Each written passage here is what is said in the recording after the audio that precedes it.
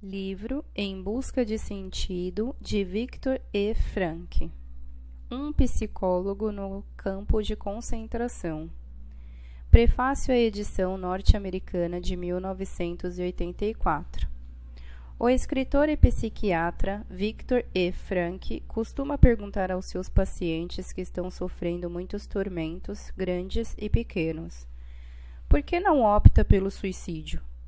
É a partir das respostas a essa pergunta que ele encontra frequentemente as linhas centrais da psicoterapia a ser usada.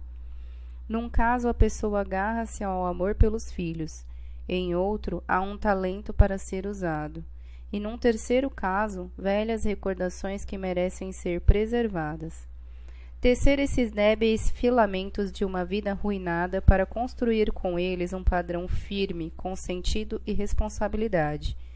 Esse é o objetivo e o desafio da logoterapia, versão da moderna análise existencial elaborada pelo próprio Dr. Frankl. Neste livro, o Dr. Frankl descreve a experiência que o levou à descoberta da logoterapia. Prisioneiro durante longo tempo em campos de concentração, onde seres humanos eram tratados de modo pior do que se fossem animais, ele se viu reduzido à existência nua e crua. O pai, a mãe, o irmão e a esposa de Viktor Frankl morreram nos campos de concentração ou em crematórios, e, exceto sua irmã, toda a sua família morreu nos campos de concentração.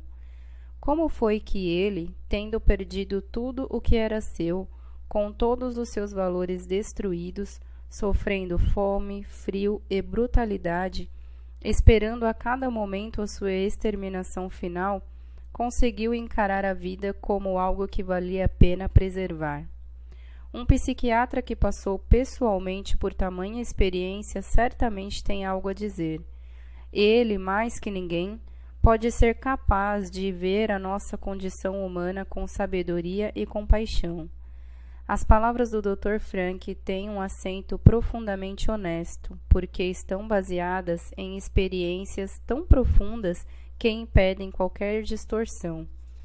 O que ele tem a dizer ganha um prestígio devido à sua atual posição na Faculdade de Medicina da Universidade de Viena e por causa do renome das clínicas logoterapêuticas que hoje estão funcionando em muitos países, segundo o padrão da famosa Policlínica Neurológica de Viktor E. Frankl em Viena.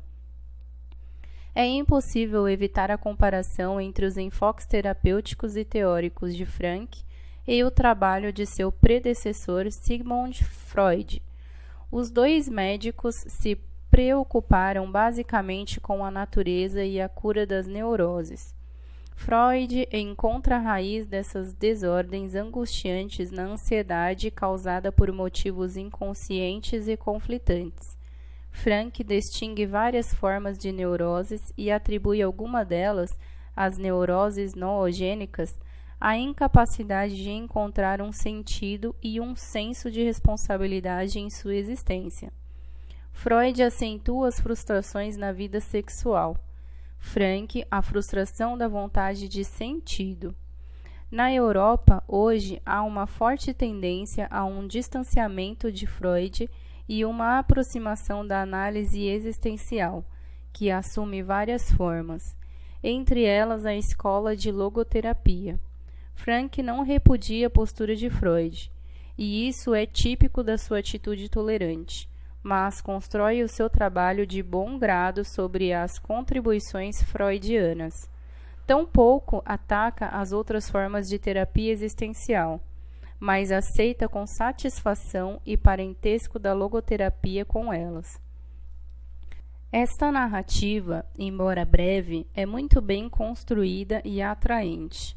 Por 2 vezes eu ali sem levantar uma só vez da poltrona, incapaz de me afastar do fascínio de suas palavras. Em algum momento, depois da metade da história, o Dr. Frankl introduz sua própria filosofia logoterapêutica, mas o faz de modo tão suave ao longo da narrativa que só depois de terminar a leitura é que o leitor percebe tratar-se de um profundo ensaio e não apenas de mais uma história sobre as brutalidades do campo de concentração. O leitor pode aprender muito com este fragmento autobiográfico. Ele percebe o que um ser humano faz quando subitamente compreende que não tem nada a perder senão a sua existência tão ridiculamente nua. Frank faz uma cativante descrição do misto de emoção e apatia. Primeiro surge uma fria e distante curiosidade de saber o próprio destino. Depois surgem estratégias de preservação do que resta de vida, apesar das chances de sobreviver serem pequenas. Fome, humilhação, medo e profunda raiva das injustiças são dominadas graças às imagens sempre presentes de pessoas amadas, graças ao sentimento religioso, a um amargo senso de humor e até mesmo graças às visões curativas de belezas naturais, uma árvore, um pôr do sol. Esses momentos de conforto, contudo, não estabelecem o desejo de viver, a menos que ajudem o prisioneiro a ver um sentido maior no seu sofrimento aparentemente destruído de significado. É aqui que encontramos o tema central do existencialismo. A vida é sofrimento, e sobreviver é encontrar sentido na dor. Se há, de algum modo, um propósito na vida, deve havê-lo também na dor e na morte. Mas pessoa alguma pode dizer a outra o que é esse propósito. Cada um deve descobri-lo por si mesmo e aceitar a responsabilidade que a sua resposta implica. Se tiver êxito, contribuirá a crescer apesar de todas as indignidades. Frank gosta de citar a frase de Nietzsche: "Quem tem por que viver pode suportar quase qualquer como." No campo de concentração, todas as circunstâncias conspiram para fazer o prisioneiro perder o seu controle. Todos os objetivos comuns da vida estão desfeitos. A única coisa que sobrou é a última liberdade humana, a capacidade de escolher a atitude pessoal que se assume diante de determinado conjunto de circunstâncias. Essa liberdade última, reconhecida pelos antigos estoicos e pelos modernos existencialistas, assume um vívido significado na história de Frank. Os prisioneiros eram apenas cidadãos comuns, mas alguns, pelo menos, comprovaram a capacidade humana de erguer-se acima do seu destino externo ou optar por ser dignos do seu sofrimento. Naturalmente, o autor, como psicoterapeuta, deseja saber como se pode ajudar as pessoas a alcançar essa capacidade exclusiva dos humanos. Como se pode despertar num paciente o sentimento de que é responsável por algo perante a vida, por mais dura que sejam as circunstâncias? Frank nos dá um emocionante relato de uma sessão terapêutica que teve com seus companheiros de prisão. Respondendo a um pedido do editor, o Dr. Frank acrescentou à sua autobiografia uma exposição breve, mas clara, dos pontos básicos da logoterapia. Até agora, a maior parte das publicações dessa terceira escola vienense de psicoterapia, as anteriores são as de Freud e Adler, têm aparecido em alemão. Assim, o leitor gostará de ter um texto adicional de Frank, complementando a sua narrativa pessoal. Ao contrário de muitos existencialistas europeus, Frank não é nem pessimista nem antirreligioso. Ao contrário, para um escritor que enfrenta com coragem a ubiquidade do sofrimento e das forças do mal, ele assume uma visão surpreendentemente positiva da capacidade humana de transcender a sua situação difícil e descobrir uma adequada verdade orientadora. Recomendo sinceramente este pequeno livro, porque é uma obra-prima de narrativa dramática focalizada nos mais profundos problemas humanos. Tem méritos literários e filosóficos e fornece uma estimulante introdução a um dos mais significativos movimentos psicológicos dos nossos dias. Gordon W. Allport. Gordon é ex-professor de psicologia da Universidade de Harvard.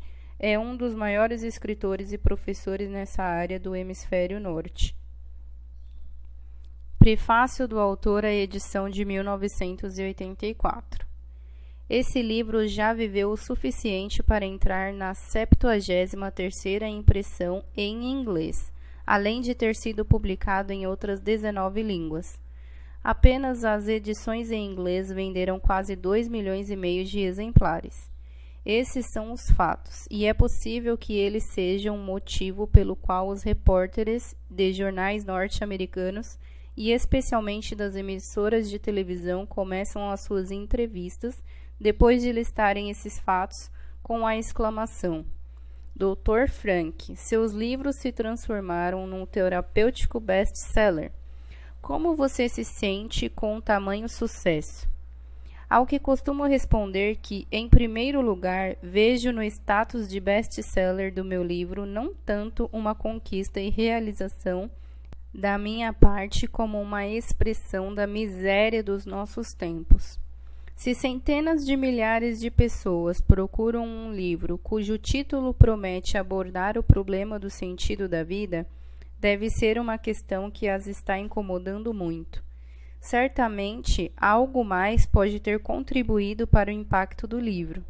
Sua segunda parte, teórica, conceitos fundamentais da logoterapia, focaliza a lição que o leitor pode ter tirado da primeira parte, o relato autobiográfico, experiências num campo de concentração, enquanto que esta serve como validação existencial das minhas teorias.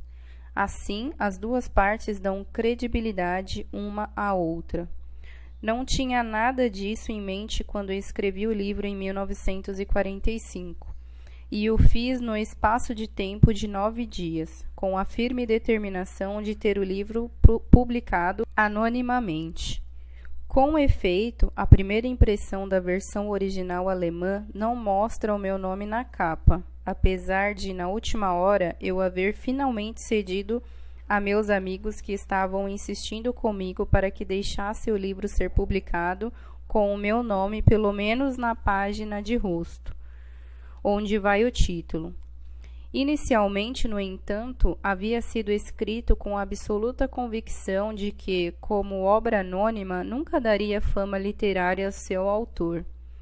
Havia querido simplesmente transmitir ao leitor, através de um exemplo concreto, que a vida tem um sentido potencial sob quaisquer circunstâncias, mesmo as mais miseráveis. E considerava que, se a tese fosse demonstrada numa situação tão extrema como a de um campo de concentração, meu livro encontraria um público.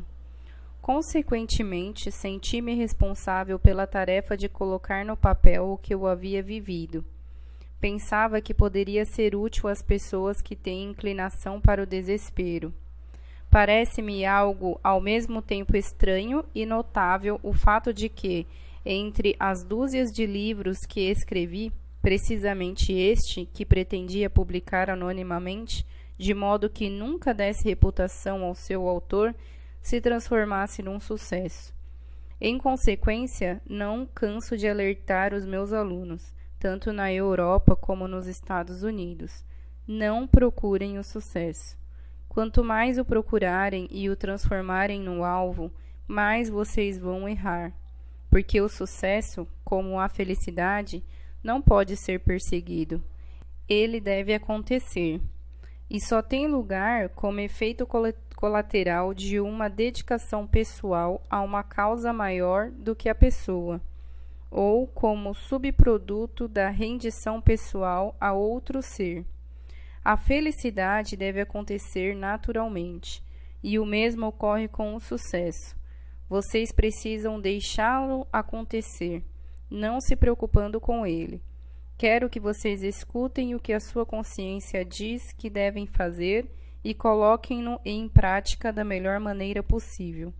E então vocês verão que a longo prazo, estou dizendo a longo prazo, o sucesso vai persegui-los, precisamente porque vocês esqueceram de pensar nele. Se o texto do livro a seguir transmite, prezado leitor, uma lição que pode ser tirada de Auschwitz, o texto do parágrafo acima pode dar uma lição tirada de um best-seller involuntário. Quando a esta nova edição foi acrescentado um capítulo para atualizar as conclusões teóricas do livro, tudo tirado de uma palestra que pronunciei como presidente honorário do terceiro Congresso Mundial de Logoterapia, no Auditorium Maximum da Universidade de Regensburg, República Federal da Alemanha, em junho de 1983. Ele forma agora o pós-escrito de 1984. A este livro é intitulado A Tese do Otimismo Trágico. O capítulo refere-se a preocupações dos dias de hoje e como é possível dizer sim à vida apesar de todos os aspectos trágicos da existência humana. Espera-se que um certo otimismo com relação ao nosso futuro possa fluir das lições retiradas do nosso trágico passado. Dr. Viktor E. Frankl, Viena, 1983. Livro Em Busca de Sentido, de Viktor E. Frankl. Um psicólogo no campo de concentração. Prefácio à edição norte-americana.